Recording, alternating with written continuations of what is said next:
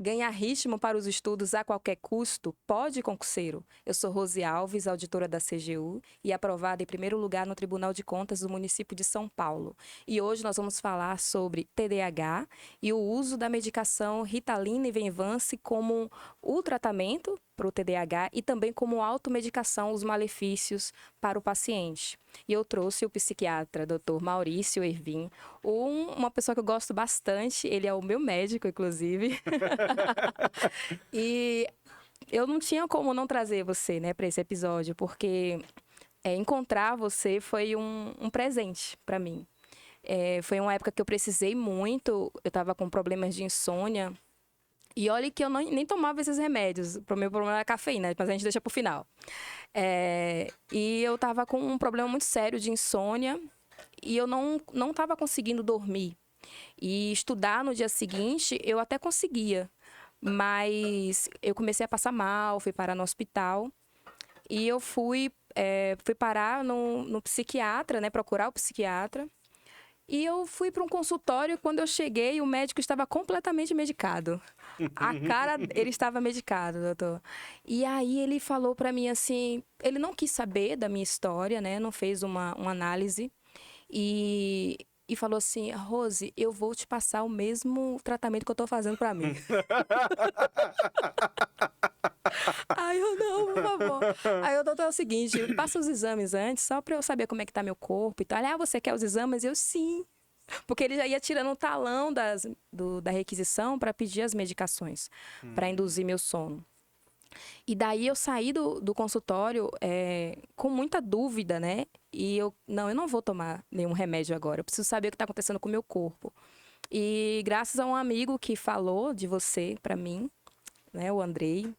E ele falou, Rose, a saúde mental é uma coisa que você não tem como arriscar.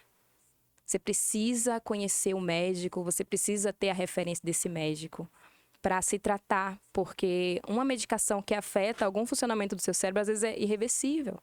E eu preciso muito do meu cérebro. E daí, quando eu cheguei ao seu consultório, encontrei uma vida em você. Uau! Sério. Uma pessoa viva, alegre e que veio assim me abraçando. Tudo bem, você que é amiga do Andrei. Aí eu, não, é ele mesmo. Eu posso chorar? E fez uma consulta comigo de quase 2 horas para saber toda a minha vida, para entender o que estava acontecendo comigo. Passou mais de 30 exames para a gente ver qual medicação seria interessante. E hoje, graças a Deus, eu tô curada do meu problema de insônia, que era muito sério. Então, hoje a gente está aqui como um serviço de utilidade pública, né?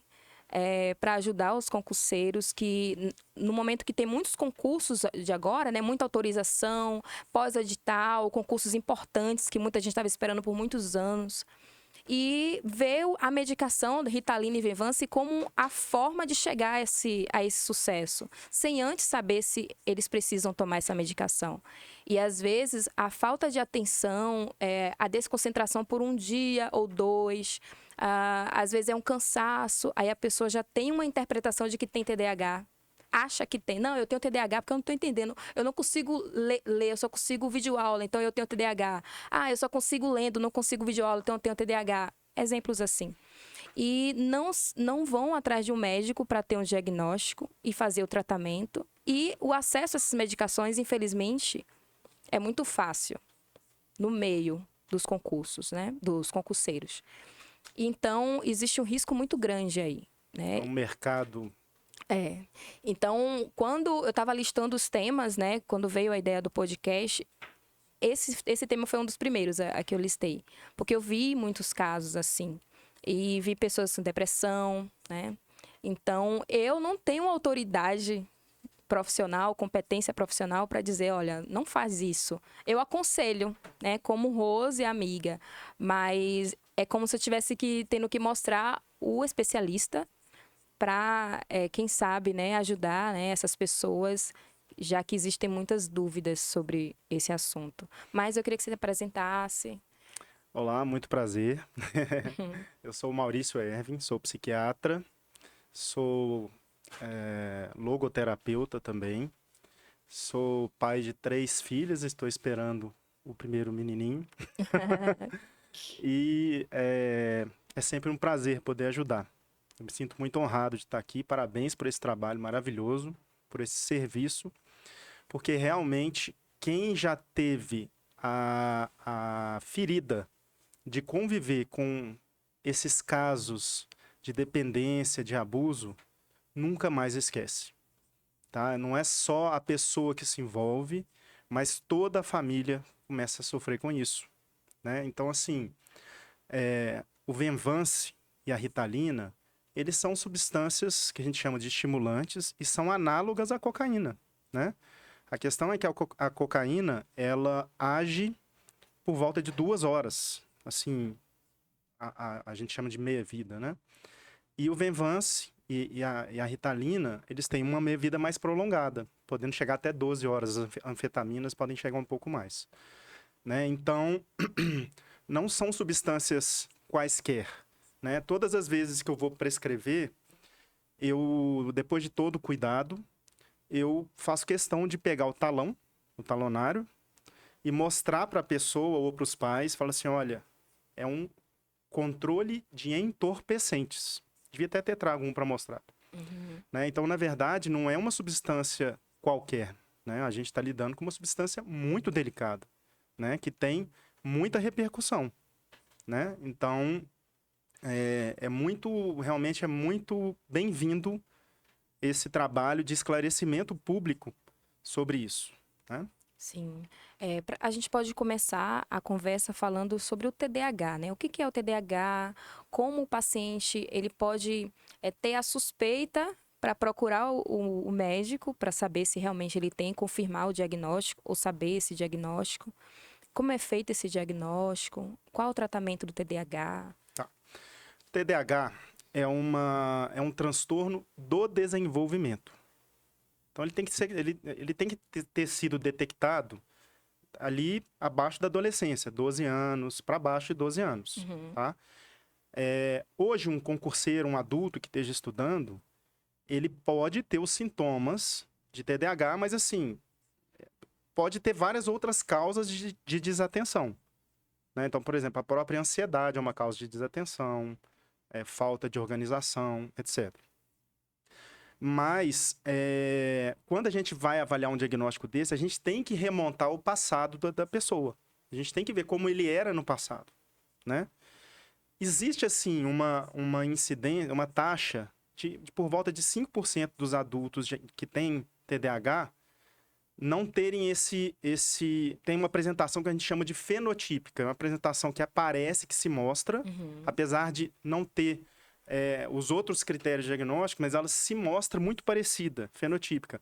E pode estar associada, ter sido causada por uma lesão cerebral, já na maturidade, ou mesmo o próprio uso de substâncias, drogas, podem abrir um quadro, realmente. Podem danificar um cérebro e abrir um quadro. Mas isso é a minoria. O geral, o mais comum e o usual, é realmente um transtorno da infância, Sim. do neurodesenvolvimento. Então, a gente tem que remontar o passado. E, para isso, muitas vezes, o psiquiatra vai entrar em contato, inclusive, com familiares, né? Porque ele precisa remontar essa realidade. Ah, ele sempre teve aquele quadro, né? E aí existem algumas dimensões do diagnóstico, né? Tem o tipo mais desatento, distraído, e tem, principalmente na infância, o tipo mais impulsivo, que na verdade é aquela criança que não para quieta. Sim. Fica inquieta o tempo todo, mexe para cá, mexe para lá, não consegue ficar numa fila, né? Ela dá trabalho em todo lugar, né? Mas para o adulto, o mais comum é o tipo desatentivo, de distração. O que acontece? A dopamina é a substância cerebral que dá a gratificação. Então, olha, você passou num concurso, aquela onda um pouco daquilo é dopamina. Nossa, que coisa boa. Sim. Entendeu? Então, a dopamina, ela tem uma questão na gratificação que injeta um novo reforço. Entendeu? Então, eu preciso estudar, eu me sinto gratificado, injeto um novo reforço. Sim. E aí, há uma liberação de dopamina na região mais nobre, o córtex pré-frontal, e essa região é a região alguns chamam de freio, que é capaz de segurar os impulsos, mas mais importante que isso, ela é a região da função executiva, que é capaz de organizar, de tomar decisões, de fazer várias coisas ao mesmo tempo, mas não perdendo a hierarquia das coisas, entendeu? A gente chama de capacidade executiva. E no TDAH, nesse transtorno do desenvolvimento, as crianças, elas têm ali uma deficiência detectada por exames, inclusive, no córtex pré-frontal, inclusive de vascularização também. É mais fino e a vascularização chega menos sangue ali. Né? E a medicação, ela é capaz de alterar essa história. Ela pode ter um resultado até anatômico, digamos assim. Pra ela conseguir se concentrar mais. Exatamente, ela pode desenvolver o córtex, porque há uma liberação de dopamina. Então, ela consegue manter a atenção naquilo. Né? E, ao mesmo tempo, no TDAH, a gente tem um sistema que chama default. Tá? Um sistema que são várias áreas cerebrais que, quando a gente não está fazendo nada, entre aspas, elas estão jogando pensamentos, elas estão jogando impulsos. Né? Então, aquilo que a gente pode chamar de, talvez, um devaneio. Né?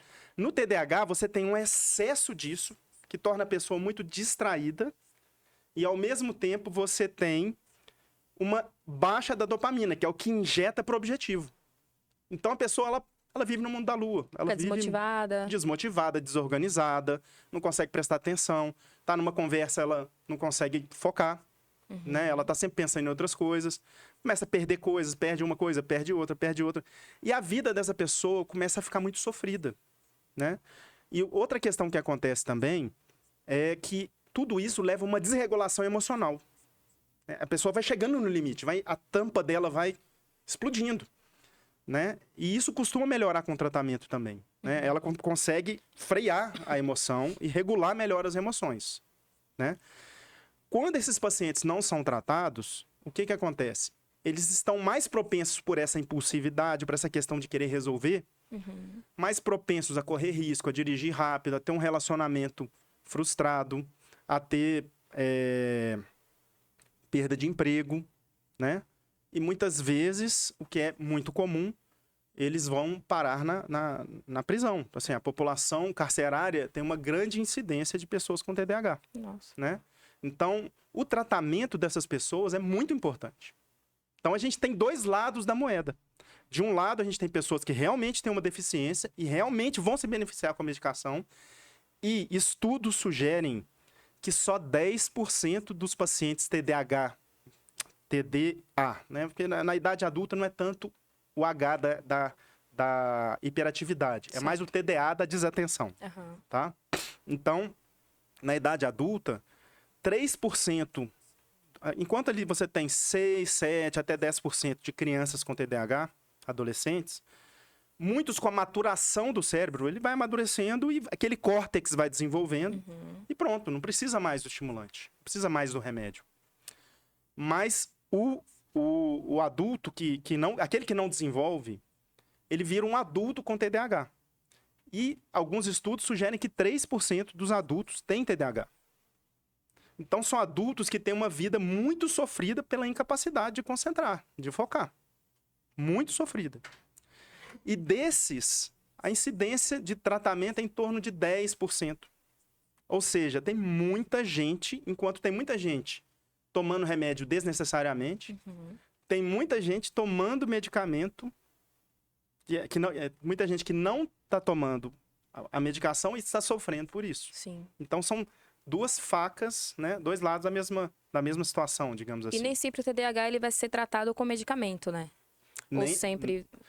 nem sempre, mas é a primeira linha, digamos assim, padrão ouro, digamos assim, do TDA, tá? Agora, você tem um medicamento estimulante, que são esses, Ritalina, Venvance, e você tem os medicamentos não entorpecentes, não estimulantes. Então, você tem alguns tipos de antidepressivo, entendeu? Você, às vezes, tratando uma ansiedade com algum outro medicamento, você consegue melhorar o foco dessa pessoa, entendeu? Sim. E estruturar a vida da pessoa. Então, assim, ela começar a cumprir mais, organizar-se mais e cumprir o que ela se propõe. Entendeu? Uhum. Então, para o dia seguinte, ela se propõe a fazer aquilo, ela não saia do roteiro. Entendeu? Sim. Então, existem várias outras formas, né, da pessoa lidar com o déficit, com a deficiência que o TDAH causa. Sim. Né? Agora, o padrão ouro realmente são os estimulantes, porque eles têm uma eficácia muito grande. Entendeu? Eles realmente mudam a vida da pessoa. É claro que tem toda uma questão de dose, né? O acompanhamento é fundamental e mais importante que isso, essas pessoas que têm TDAH, elas têm o que a gente chama de muito comum, 80% delas têm o que a gente chama de comorbidade psiquiátrica. Ela tem uma outra doença psiquiátrica. Entendeu? Então, até 45%, de 35% a 45%, podem ter, por exemplo, um transtorno bipolar. Né? Uhum. 2 raios caindo no mesmo lugar. Sim. Né? Ou, por exemplo, transtorno de uso de substâncias. Então, ela pode ter um TDAH e também ter um transtorno de uso de substâncias. Álcool, cocaína, etc. Até 25%. E por aí vai. Né? Transtorno depressivo maior, todos os outros transtornos psiquiátricos, o próprio transtorno de ansiedade. Né? Então, exige um cuidado muito importante. Eu já tive alguns pacientes que, na ânsia de produzir, Uhum. porque realmente a Ritalina, né, e o Venvance transforma a pessoa num super-herói, porque ela é muito mais capaz, ela tem uma euforia constante, digamos assim. E essas pessoas entraram no uso continuado e abriram surto maníaco, bipolar, ou mesmo psicose. Saíram da realidade, completamente. Se sentirem perseguidos, ou grandiosos a ponto de fazerem besteira e assim romper com a família inteira. Sim. Entendeu? Então, não é simplesmente tomar um remédio. Exige um cuidado e para isso exige uma figurinha central que se chama psiquiatra. Que é aquela pessoa que está ao lado, acompanhando, para ajudar essa pessoa a ter êxito na vida e poupando-a dos riscos de um tratamento inadvertido. Entendeu? Então, é muito importante o acompanhamento. Né? A avaliação psiquiátrica, o acompanhamento. Então, a gente considerando que o estimulante, ele tem uma face medicamentosa e uma face venenosa. Então, existe um corolário médico, assim, a diferença entre o remédio e o veneno é a dose. Né? E o símbolo da medicina é ali um bastão, né? O bastão de Esculápio com uma serpente enrolada. Né? Então, para a gente lembrar que exige, né, um olhar para o humano, um olhar central ali. Né? Não é uma receita de bolo. E para saber se a pessoa tem o TDAH, existe um exame específico? São testes feitos? Qual é o especialista que faz? É a consulta psiquiátrica. Tá? A gente tem critérios que a gente vai avaliar o grau de sofrimento. Então, assim, você tem o DSM ou o CID, que são catálogos de doenças, e eles dão critérios. E a gente muito comumente, eu abro o livro na frente do paciente e vou sondando item por item. Entendeu? Tem dificuldade de manter atenção em atividades, ou reluta em ficar em atividades prolongadas que exijam muita atenção, não presta atenção numa conversa, por aí vai. Né? Tem vários. Tem os critérios da distraibilidade, da distração, e os critérios da hiperatividade, né? Da inquietação, da inquietude. E aí a gente vai checando, e quando preenche uma quantidade X, está dado a possibilidade do diagnóstico. Aí você tem que sondar as outras realidades que estão ali. Né? Então, assim, será que tem outros diagnósticos junto? Né? Assim, será que, por exemplo, uma pessoa que já tem um histórico de talvez usar alguma substância, eu teria 2 pés atrás e entrar com estimulante. Entendeu? Então, a gente tem que adequar a realidade àquilo ali que a gente está vendo, aquela pessoa, né? É que também, no meio dos concursos, Maurício, a gente ouve muitas histórias, assim. E tem uma galera que passa no concurso e sai falando nas redes sociais, não, você tem que ter qualidade de vida, você pode ter todas as redes, né, redes sociais, sua família, você tem que viver plenamente tudo e você vai conseguir estudar e vai conseguir passar. E não é bem a realidade do concurseiro, né? A gente tem que estudar muito.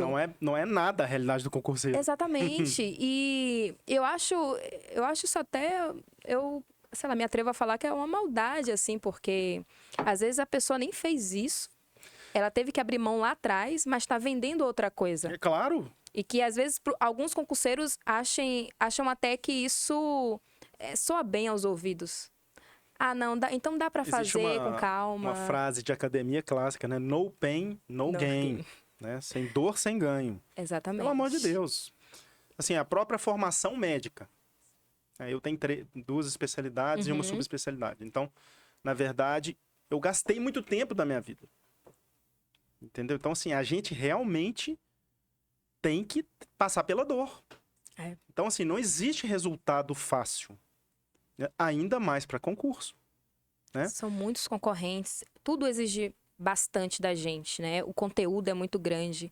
E estar sentado estudando 8 horas, né? 9 horas, 10 horas, é algo que para muita gente é sofrido.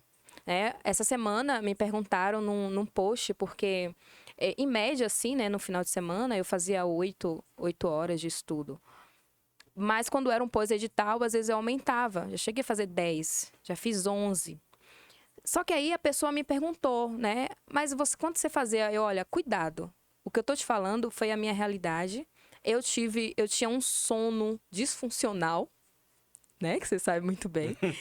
E isso me trouxe vários prejuízos depois, né? Eu estudava até tarde com a luminária em cima de mim. E por anos, eu fiquei 11 anos na carreira de concurseira. Trabalhava muito em empresa privada, mais de 8 horas muitas vezes, tendo que estudar, tirava férias para estudar. Eu não tirava férias para passear, né? Não dava tempo. E isso foi condicionando a esse tempo todo, né? Parada fazendo uma coisa. Por exemplo, no sábado passado, eu tô aprendendo a editar vídeos, né? Fazer os cortezinhos do podcast. Eu fiquei das 9 da manhã às 2 da manhã. Mas não foi direto. Eu ia ao banheiro, comia, né? Fazia as minhas necessidades, mas com foco. Ficava ali sentada. Mas eu não posso chegar e dizer para as pessoas que isso é fácil. Isso foi conquistado todos esses anos. Agora imagina você, diante de um edital, Câmara dos Deputados, por exemplo, um edital muito esperado por todos. E tá num pós-edital, aquela correria, e a pessoa não vê tempo hábil para cumprir aquele edital. E para muita gente é uma tentação saber que existe um medicamento em que vai dar um potencial absurdo, ganhar potência naquele conteúdo e vai conseguir chegar à frente no concurso. Eu conheci um caso de uma pessoa que tomava Ritalina, quando passava o efeito, colocava o Venvance. Tem gente que coloca no energético. Antes da prova, já toma antes de ir para a prova, coloca no energético, café, mistura tudo e vai com aquela bomba. Na semana da prova, eu vi gente 24 horas. Sala de estudos. 24 horas na mesma sala de estudo, virando. E eu vi aquilo, eu ficava, meu Deus, eu só queria dormir. Porque, no meu caso, a minha dificuldade era dormir, né? E com o passar do tempo, eu fui vendo como é importante o sono. Mas, diante de um sacrifício gigantesco que a gente tem que fazer, né? Gigantesco. Eu não posso dizer que a pessoa tem que dormir 10 horas, 8 horas. Entendeu? Então. Aí, nesse caso, né, da automedicação, os perigos, a gente pode... Então, assim, a questão do sono, ela é uma pedra angular para quem quer passar num concurso. Uhum. Por quê? A consolidação da memória, a memória se solidifica no cérebro, entendeu? Solidifica. Ela vira carne, digamos assim, vira conexão nervosa à noite, no sono. Então, não dormir, você está jogando tudo fora. E aí, eu vou fazer um adendo especial à questão da cafeína. Porque a cafeína, que é a substância psicoativa de abuso mais consumida no mundo, todo mundo usa café, cafeína, energético, chamate, né? Até chocolate tem cafeína, né? O que acontece? Se você toma uma xícara de café 6 horas da tarde, em média, ela vai cair pela metade no sangue 7, 8 horas depois. Isso significa que 2, 3 horas da manhã, para aquele organismo, é como se ele estivesse consumindo meia xícara de café naquele momento. Nossa. Entendeu? Uhum. Então, e isso vai sendo acumulativo. Então, se a pessoa vai tomando, porque o café é um promotor de quê? De vigília. Então, de certa forma, ele é também um inimigo do estudo. De certa forma. Uhum. Se quiser usar o café de uma forma mais sensata, use-o de manhã até o almoço. Entendeu? Uhum. E aí, o efeito dele vai passar até o fim do dia e à noite a pessoa vai dormir bem, o que é o mais fundamental. Aquele shotzinho de café depois do almoço, então pode? Pode. Shotzinho, né? Com Eu certeza, enchia conta uma ali. xícara desse tamanho, doutor. Então. Era o café da aprovação, que a gente chamava na sala de estudos. Aí eu fazia o café depois do almoço, a galera já tá pronto, café forte. Aí depois do almoço, porque dá aquela, né, dá uma Mas assim, disposição e tal. é um promotor de vigília. Uhum. Né? Depois do almoço, daquela, a gente chama de alcalose metabólica, Sim. o cérebro daquela. Aham. Né? Então, e você, para passar num concurso, não tem conversa, você tem que estudar, você tem que estar acordado, entendeu? É, não dá tempo. Não dá tempo. E no caso das pessoas que se automedicam, né? Vamos falar agora quais são os malefícios. O que essa pessoa está comprando de preço para o futuro, Então, né? esse é um cuidado que, assim, ele não é específico disso. Mesmo o médico que está tratando um paciente que tem TDAH, ele pode ter efeitos adversos do uso dos estimulantes. Por exemplo, aumentar o tique da pessoa, aumentar a ansiedade, o que pode atrapalhar o estudo. Uhum. Pode causar, numa situação mais delicada, né? Ele pode causar um aumento da pressão. Em uma dimensão um pouco mais elevada, ele pode fazer uma oclusão coronariana. O que é isso? O coração, ele é coroado por 2 artérias, então por isso que chama coronária. Certo. Por 2 artérias que irrigam a musculatura. Num excesso de estimulante, você pode ter uma oclusão das coronárias. Nossa, chega a dar um... E aí pode ter um infarto, uma arritmia, a pessoa pode desmaiar e uma morte súbita.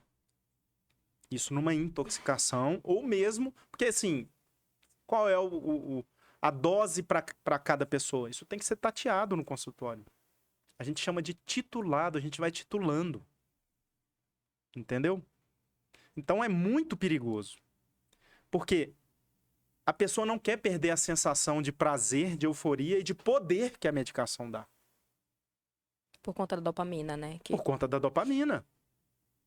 Entendeu? É a recompensa. Vai dar certo, vai dar certo. E quem já tem a dopamina regular e que toma essa, Então, inibe a produção dela natural? Não? pode acontecer Uhum. o que a gente chama de down regulation dos receptores. Ou seja, você encharca de dopamina um cérebro e o cérebro meio que se defende da dopamina. Entendeu? Ele começa a diminuir o número dos receptores. Não, tá demais, não precisa tanto. E quando a pessoa tira, aí vem o quê? Apatia, desânimo, falta de vontade. E aí a pessoa vai afundando. E aí ela não tolera aquela situação. E aí o que ela faz? Ela se automedica novamente. E aí ela machuca o cérebro dela de novo. E aí depois vai sobrevir apatia, fadiga, falta de disposição, irritabilidade. Tá tudo ruim. Uhum. O mundo perde a graça. As pequenas alegrias do dia a dia não são mais convidativas. Porque ela tava numa onda de dopamina. E fica completamente desmotivada. Aí tem uma desmotivação e num momento, né, pós-intoxicação, que sobrevém uma abstinência, é um momento de risco de suicídio. Que a vida perde o sabor. Então, veja bem, ela tá focada num concurso, exagerou, passou por todos os efeitos negativos da substância, sobrevém o fracasso, e agora ficar sem o estimulante, que dá euforia, que dá prazer, como é que faz? Aí ela entra numa depressão. Nossa. E aí nós temos um transtorno. Transtorno do uso da substância. Dificílimo de tratar. Dificílimo. Rompe casamento. Já vi várias vezes. Perde emprego. A pessoa começa a mentir para poder justificar. Pode vir o uso das drogas, outras drogas nesse momento. Aí começa a usar as outras drogas, porque ela quer se automedicar. Em alguns casos graves, sobrevém a psicose. E a pessoa sai da realidade mesmo. Ela começa a ter um delírio de ciúme que coloca em risco a vida da esposa. Né? Assim, ela tá me traindo, não sei. É o medicamento que tá causando aquilo. Mas, exatamente. Então pode causar um homicídio, pode causar um suicídio. Entendeu? Então é muito sério. Deveria haver um controle governamental sério sobre isso. Não é brincadeira. Não é. Cérebro não é um laboratório. E a facilidade que as pessoas têm, né, acesso a essa medicação. Porque, por exemplo, numa consulta em que eu tinha ido, facilmente eu conseguiria, se fosse o meu caso, né, pela forma como eu fui tratada naquele consultório, de que eu sentei, ele já puxou o talão. Eu quero dormir, né? Eu tava com sono, não conseguia dormir. O problema de insônia, nunca usei essas medicações. Imagina se eu usasse, né? Aí já não ia ficar muito pior, assim, mas... O sono, numa situação dessa, de usar um medicamento do talonário, não é o mesmo sono. Você tem alteração da hierarquia do sono e a consolidação das memórias fica prejudicada. Aí o seu estudo... O que o pessoal faz? Usa Venvance, Ritalina, e à noite usa Zolpidem. Eu ia falar isso, que eu vejo. Quer dizer, tá querendo ter uma psicose, entendeu? Tá misturando tudo que pode, entendeu? O sonambulismo é muito comum, né? No uso do Zolpidem. O Zolpidem, ele é um medicamento singular. Ele é muito bom quando ele é usado corretamente, da forma correta, em acompanhamento psiquiátrico. O que acontece é que o Zolpidem, ele causa uma amnésia anterógrada. Então, daqui para frente, a pessoa esquece o que ela vai fazer. E ele causa uma dissociação do comportamento. Ele cliva a consciência da pessoa. Então, muitas vezes, a pessoa pode pegar um celular e mandar mensagem para o chefe que ela não faria nunca. Entendeu? Ela pode ter um comportamento totalmente fora do normal e ela não vai lembrar. Por isso, ser um dos Boa Noite Cinderela. O cara põe na bebida da mulher, ela acorda no motel sem saber o que aconteceu. Entendeu? Então, a pessoa que quer passar num concurso, fazendo da própria cabeça, experimentando, querendo fugir da dor do estudo, ela tá correndo muito risco. E assim, ela tá colocando a esperança dela em quê? Em algo que pode adoecê-la profundamente? Ora, uma vez aberta uma psicose, um transtorno bipolar, como eu já tive alguns pacientes, que não eram meus pacientes na época do uso da Ritalina, mas chegaram para mim depois da virada. É medicamento a vida inteira. E aí, como eu falei, quase 40% tem essa comorbidade. Então, se você usar um estimulante e não usar um medicamento para bipolaridade, você está empurrando a pessoa, você está colocando lenha e vai explodir. Você está pondo lenha no fogo, vai explodir. Então, tem muito cuidado, tem muitos critérios que têm que ser seguidos. Sim, e às vezes a pessoa já conquistou o cargo dos sonhos, né? e usou essas medicações durante sua preparação de forma indevida, né? Aqui a gente, nesse exemplo, não é o caso da pessoa que está fazendo tratamento, né, que eu estou falando. Mas usou a medicação de uma forma indevida, passou no concurso dos sonhos e faz o que agora? Né? Tem um monte de problema agora psicológico para ser tratado, vários transtornos. E às vezes não tem nem a recompensa, a felicidade, né? Mas Da conquista aí que tá. É muito difícil para um concurseiro ter essa visão.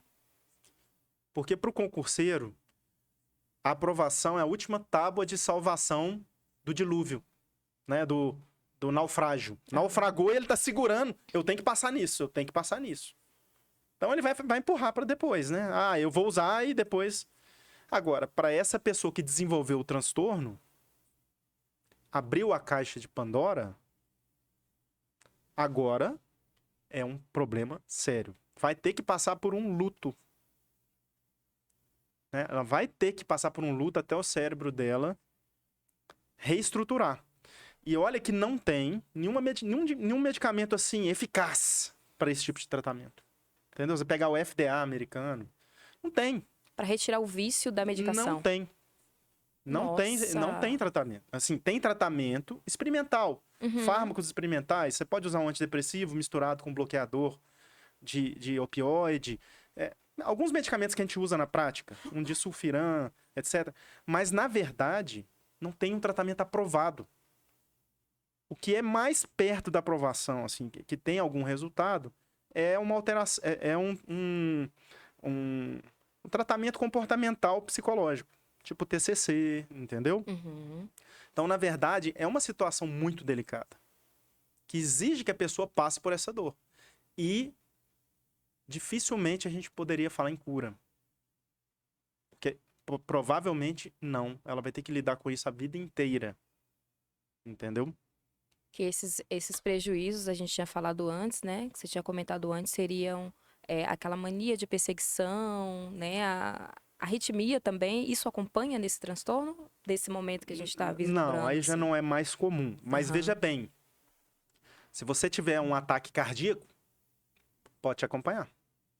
Porque aí você é um infartado. Você é um cardiopata, um coronariopata. Entendeu? Então, dependendo do que acontecer, sim. Ou às vezes você tem uma crise epilética convulsiva. Talvez você tenha que conduzir o tratamento disso por longo período depois. Se você tiver uma psicose, sem dúvida.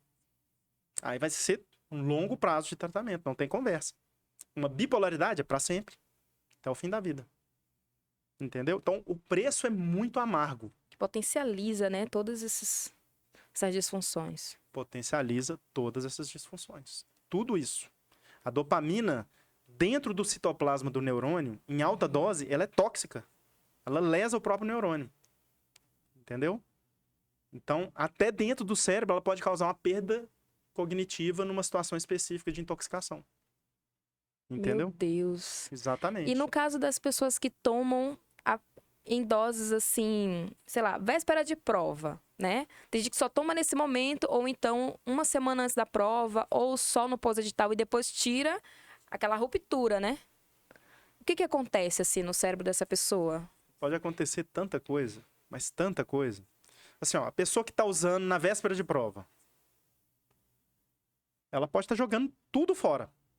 Às vezes ela estudou, ela sabe a matéria, ia cair questões que ela sabia, ela tá preparada, mas nessa brincadeira, ela pode usar uma substância que aumenta a ansiedade,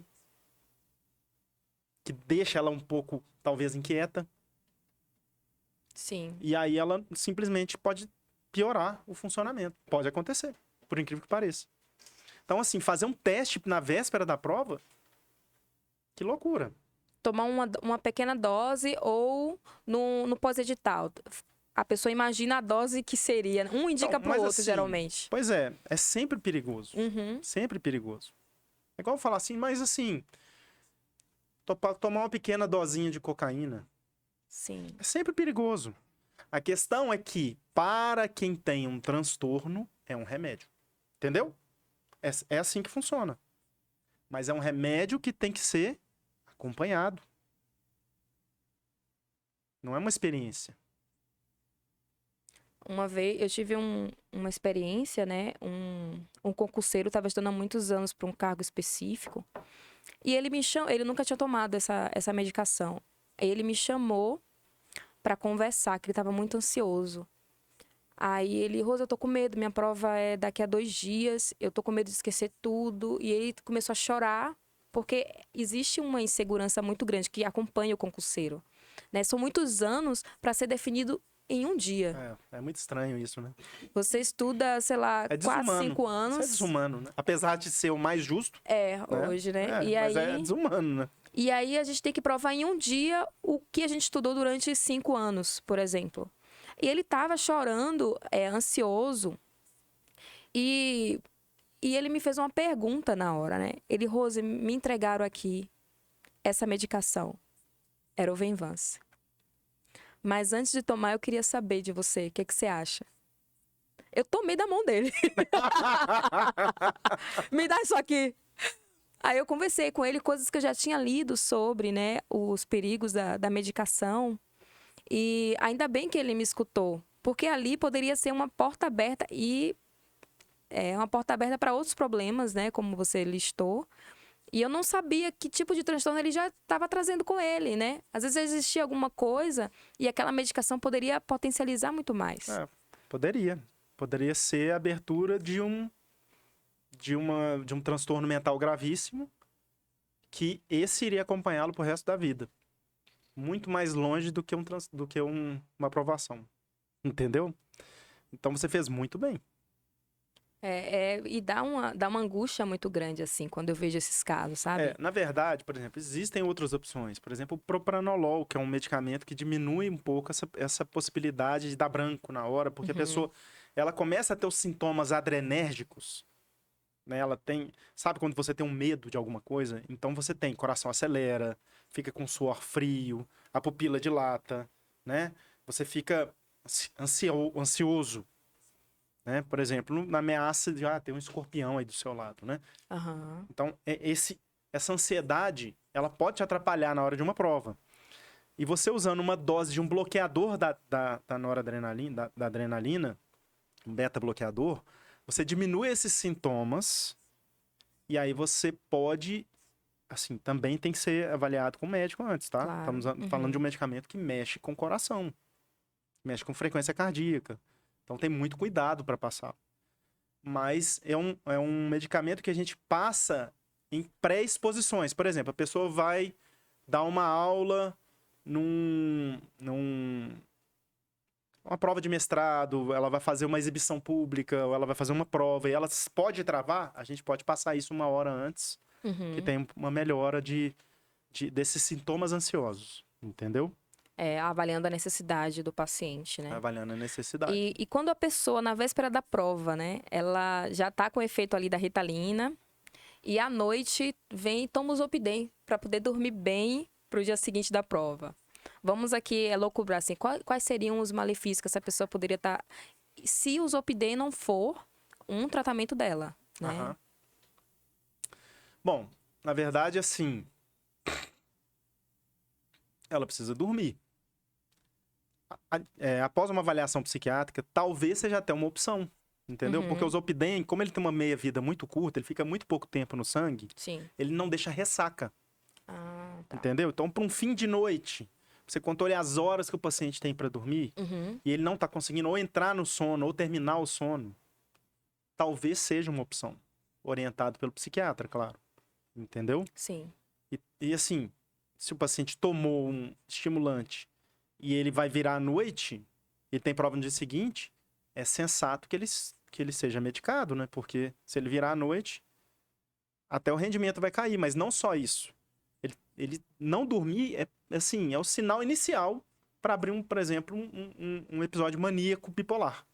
Entendeu? Então, assim, o sono é cardinal, é fundamental.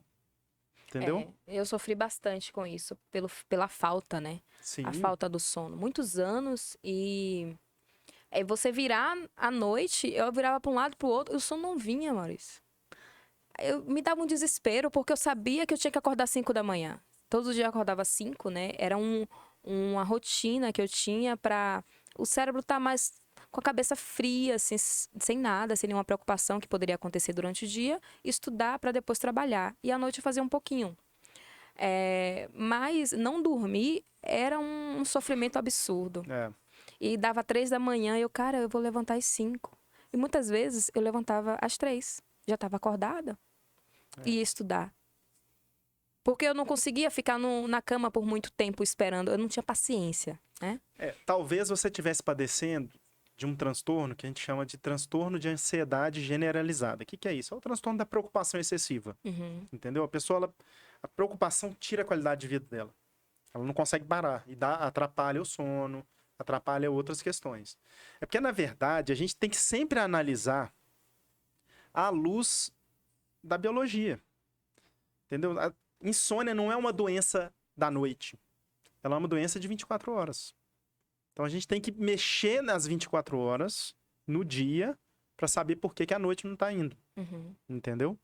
Então, tem que ser uma avaliação cuidadosa e sempre à noite entrar com aquela famosa higiene do sono. Sim. Né? E abaixando as luzes, a temperatura, tendo cuidado com telas, né? Todas as coisas, aquelas questões triviais, um banho quente, morno, entendeu? Questões menos que agitam menos, evitar uma atividade física próxima da hora de deitar, entendeu? Sim. Porque a noite é para dormir, né? Então, assim, vamos lá. Por que você passou 11 anos de estudo? Ora, não tem moleza. Não tem, nem um pouco. Entendeu? Ah, mas tem alguns que passam antes? Tem, mas... Cada um no seu processo. É difícil. Agora, a questão é, se não tiver foco e enfrentamento de dor, postura, como é que você vai passar? Né?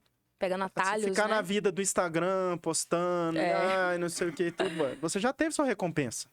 Sua recompensa é essa. Exatamente. Enquanto você que estava lá 11 anos, perdendo férias, estudando, não sei o que, você teve sua recompensa agora. Graças a Deus. Você plantou lá atrás e colheu agora. Sim. Muito obrigada, Maurício, por essa conversa. E eu espero que tenha tocado, né, a vida das pessoas que estão precisando escutar isso. E eu tenho certeza que, de alguma forma, uma semente está sendo plantada, né, diante dessa explanação que a gente trouxe tão técnica, enriquecedora. E eu agradeço muito por ter te conhecido, né? A habilidade do teclado que está sendo desenvolvida foi na sua consulta, né? Eu saí da consulta do Maurício, ele me instigando sobre coisas que eu gostaria de fazer, né? Isso foi no final da minha carreira de concurseira. Só faltava a prova do TCM, né? Que a nossa consulta. Aí eu gosto de música.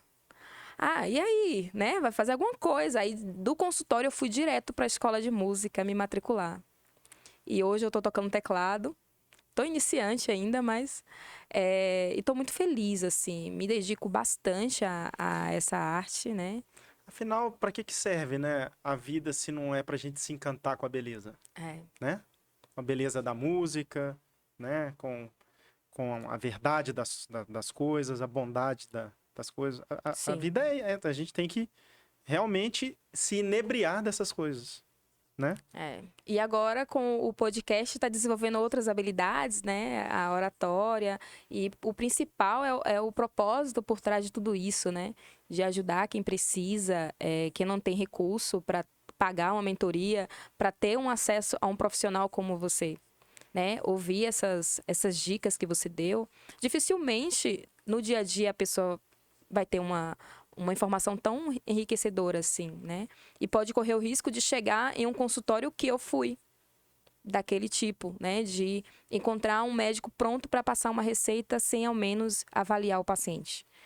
Né? Então, tudo que eu vivi e que me tocou de alguma forma e me construiu a mulher que eu sou hoje, eu tenho trazido para o podcast.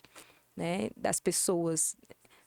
Eu escrevi os temas e relacionei já essas pessoas, né? Então, essa tem que ser essa. Eu fui listando a dedo, Maurício. Uau! A dedo. Não, tem que ser essa pessoa. Porque eu quero apresentar essas pessoas que me ajudaram, né? De todas as formas. Mas e para que elas tenham acesso. Que trabalho esse que você está fazendo, hein? Que trabalho. Olha, se você chegar em poucos e esses poucos mudarem a vida, você salvou eles. Eu já Nesse fico quesito, feliz. nesse quesito dos estimulantes, né? Das drogas, etc. Exatamente.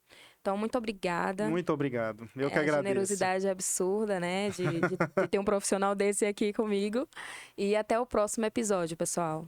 Até o próximo episódio. Ai, Uau! olha isso. Eu ia dar um grito.